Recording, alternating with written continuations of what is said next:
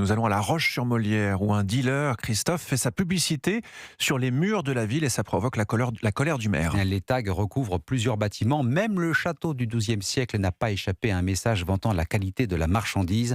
Les graffitis ont été découverts il y a environ 2 semaines. Insupportables pour les habitants de cette commune de la Loire, située à moins d'une dizaine de kilomètres de Saint-Étienne. Reportage Jean-Luc Boujon. Ici, bonne fumette, 7 jours sur 7. Les mots sont écrits à la bombe, accompagnés du dessin d'un joint, d'un plan de cannabis et d'un contact Snapchat.